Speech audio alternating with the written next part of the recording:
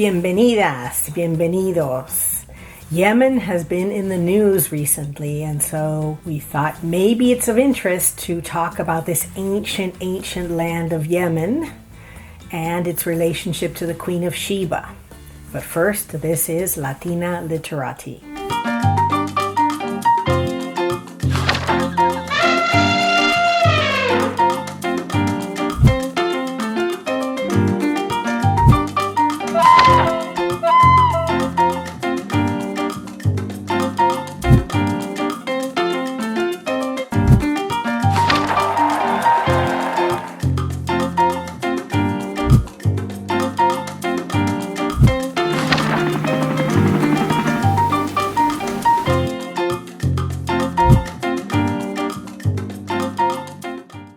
Yemen is an ancient land, a very old center of civilization and of trade.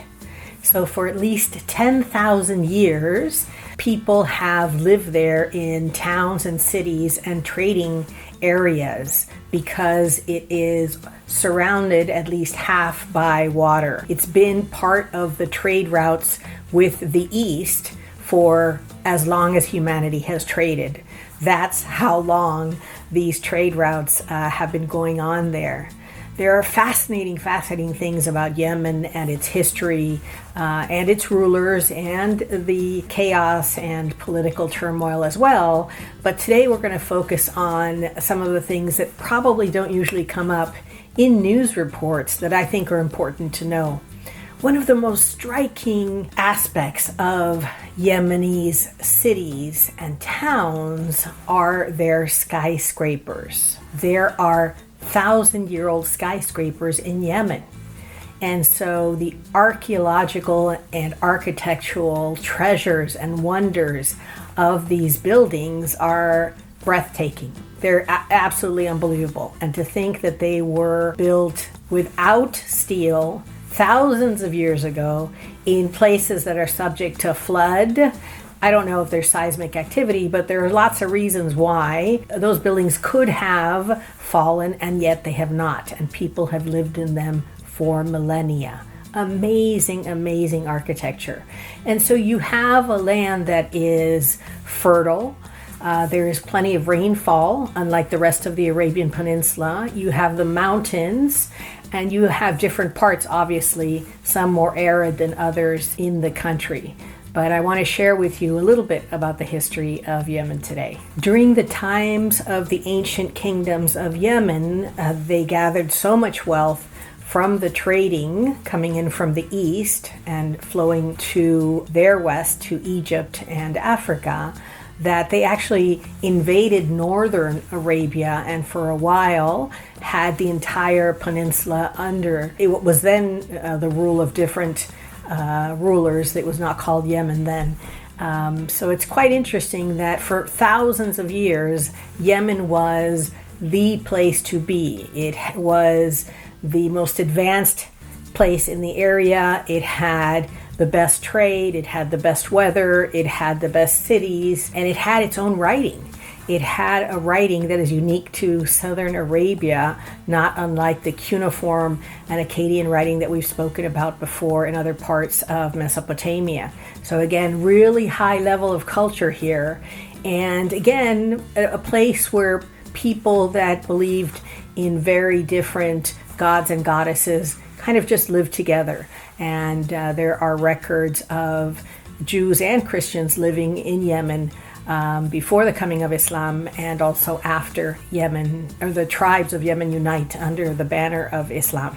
So not only do the rulers of this area extend northward, they also extend westward. So there is a moment in time when the rulers of this area are in control of the Arabian Peninsula and also areas of what we now call Ethiopia and Eritrea. So there's a lot of trade, a lot of communication. It is literally right there across a small body of water. So these cultures, you can see, just kind of fuse, and there's a lot of exchange and interchange.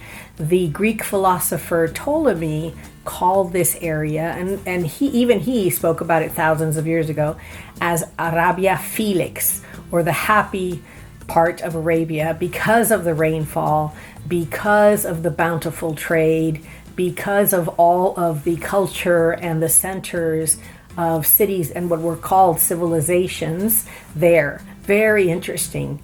The Romans had a tough time here. They did not easily conquer these people. The Yemeni people are tough people.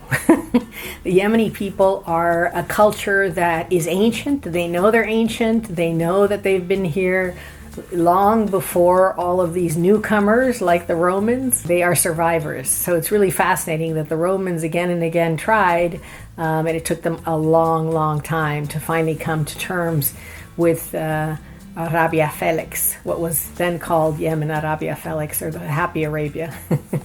It's pretty amazing how closely related in terms of actual peoples the people of Yemen and the people of Saudi Arabia are. There were different swaths of Yemen, and one of these areas was called Hadramaut.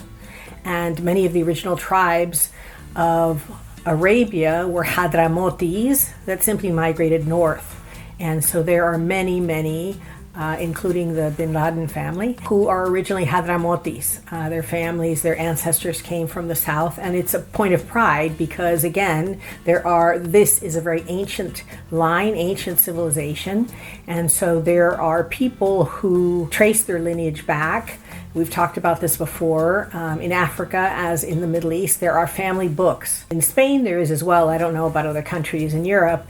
And so you write down the names of your children, and some people's books are 1,000 years old, and they can trace their families back. And so the family book, the place where your name is written as part of a lineage, is incredibly important. And in fact, in Arabic, you are normally called by the name of your firstborn son. If you don't have a son, it's your firstborn daughter.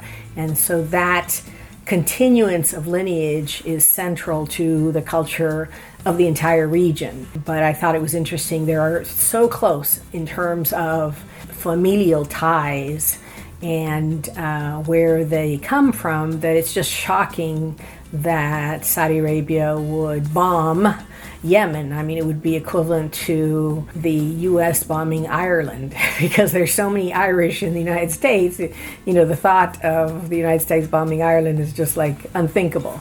So I'm not sure what the economic or political implications were, but someone who was definitely not looking at history made that decision in Saudi Arabia. Another whole swath of this area of Arabia Felix was called Saba, and that is what is thought to have been Sheba. And this African queen hears of this wise ruler to the north, Solomon, and goes up to meet him.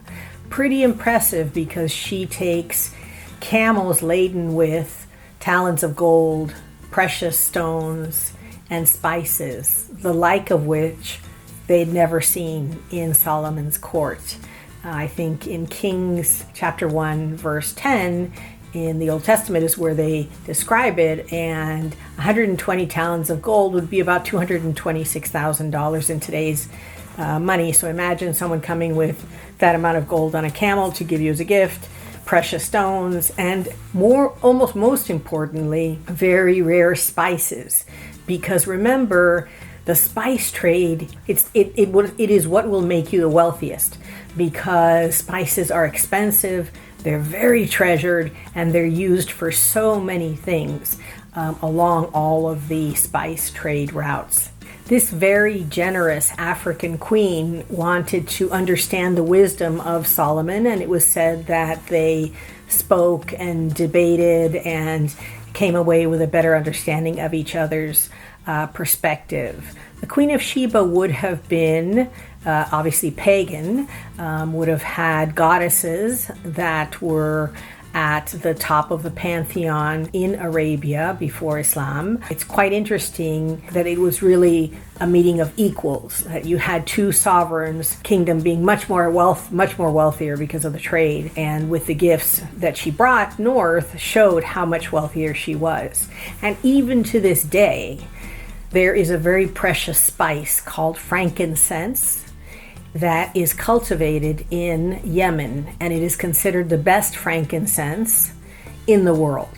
It is one of the gifts of the Magi that supposedly were given at the birth of Jesus. It is used in perfumes throughout the world. It is very precious, and there are conservation efforts because there's not one kind of frankincense. There are a plethora of different types, varieties, and they're trying to maintain them in the middle of the chaos of what is currently Yemen. So I think that's of interest, that even today it is a place of unique products. But let's get back to the history. So you have different tribes, different groups vying for alliances and for control of different areas of Arabia, including southern Arabia. Once Christianity comes into being, then you have the Byzantine different groups from there vying for alliances, and you also have Jewish tribes. So you have all different types of tribes that are trying to unify to conquer other tribes. And so it's quite fascinating that it is not until the 6th century, 630, when the Prophet Muhammad sends his cousin Ali to invite the tribes of southern Arabia to convert to Islam. And relatively quickly, the tribes start to convert. And those tribes that are Christian and or Jewish under Islamic law can continue to live wherever they want. They're just taxes that are paid for the privilege of living in peace under the protection of the Islamic rulers. So quite interesting, because there was a lot of infighting before, but once you have the Islamic Empire, the Yemeni troops will be absolutely key in the taking of Egypt, North Africa, Syria, Palestine, Baghdad, what we now would be Iraq, Persia.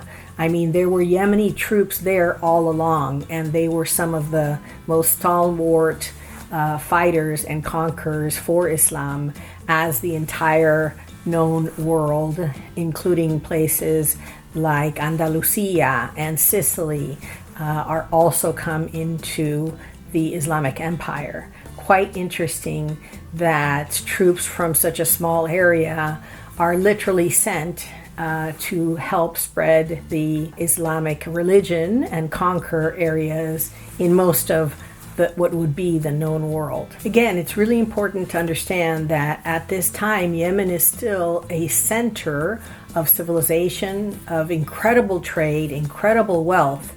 And so it really is a place that everybody wants to have. It's also interesting that to the north, in a place called Medina, tribes would gather for different exchanges, including bringing different issues to be judged by holy people. And so several prominent Yemeni jurists and judges would dispense justice in Medina. And I thought that was of interest as well. So even though Medina is not technically part of Yemen, the tribes themselves knew that they could avail themselves of the judges or wise men in Medina if there were trouble among different groups or families. So each succeeding dynasty, each succeeding group of tribes that held this area got exceedingly rich. I mean, exceedingly wealthy from the trade of the Red Sea, the spices from the east, everything that was being imported from all over, the east to Africa and then on to Europe. Really interesting that, of course, when all of a sudden you have the Ottoman Empire start to push against different areas, they want Yemen. And one of the main reasons they wanted Yemen is, imagine it was the only place on earth where coffee was produced. And so imagine in Yemen, they're producing coffee, and it is literally like gold, because it has become a habit of people throughout the Islamic Empire, throughout the world, and eventually in Vienna. In fact, the first Vienna coffee house is from like 1770, and that coffee house, the brand is a Moor. It is a person who comes from the Middle East. Why? Because coffee was only coming from the Middle East until the 1800s, when it's finally taken to other areas in the tropical zones and cultivation begins in other places. It was a very coveted commodity, and everybody wanted Yemeni coffee. In fact, if you go to coffee shows today, if you go to the specialty coffee show, even today, there is a whole booth from Yemen, and obviously that's part of their story, that that's where coffee came from. The busiest port in Yemen was called Mocha, and so that's one of the reasons why, that's one of the terms used in coffee, mocha, because it comes from the port in Yemen where coffee was shipped to other places. The word coffee itself comes from the word gahwa, or gahwa, and so it was westernized to coffee, but the word itself, coffee, comes from the Arabic word. So I think that's of interest as well for all those coffee drinkers out there. Eventually, England decides that it needs a base in Aden, in one of the major cities in Yemen, for its Far East India Company, because again, the spices are coming in and they need a place to restock, refuel, and trade. It takes them a while, but they eventually have some tribal leaders that give them the permission to use Aden, and so thus it begins, what they call the Great Game. England and European powers doing what they will with other people's properties, chopping up countries, deciding what the internal politics should be, and that's exactly what happens. So Europe and the United States and others just start backing different groups, and of course if there's chaos, then they get to take the resources they want. And so that happened for a long time, and there was, from like the 1960s to the 80s, there were two Yemens, north and south, and so one was supposed to be communist and the other one was supposed to be not, and so different proxy wars have been fought there for a long time, for hundreds of years now. But in 1990, the two countries unified into one Yemen. And even after the unification, there are still proxy wars going on, and unrest and civil unrest. And through the war with Saudi Arabia and the backing with the United States, Yemeni people have faced starvation, and they have faced disease, and they have faced constant warfare. The world hasn't, in the past, taken the type of interest that it should in the suffering of the Yemeni people. We are all hearkened by the position that the Yemeni people have taken today, saying we stand with those who suffer in genocide because we have suffered and we know what needs to be done, that the genocide needs to stop, that there needs to be a ceasefire now. And they've been very clear. All ships can go through once there's a ceasefire.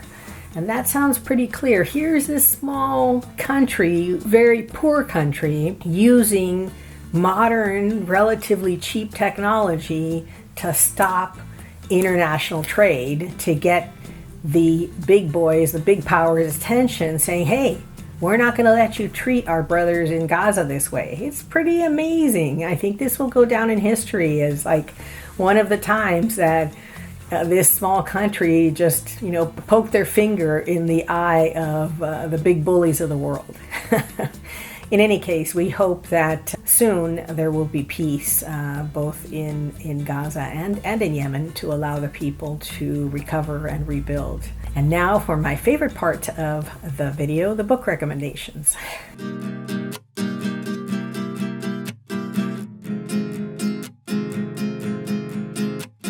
I'm going to recommend 3 books to you today, and as always, please check your libraries, your local booksellers. We love our libraries, we love our local booksellers, and we want to support both of them. We always leave links in the description box below. If perhaps either of those are not available to you, you can buy them new or used from independent booksellers online. The first book I'm going to recommend is called Eating the Flowers of Paradise. Really interesting. Why? Because one of the cultural customs in both Yemen and Ethiopia is the chewing of something called kat. These are green leaves, and you put them, like baseball players and others chew tobacco, you put them on the side of your mouth and you chew them. And they deliver a divine high. So it's something that, I'm not sure, there are 2 substances in the plant that give you a feeling of well-being.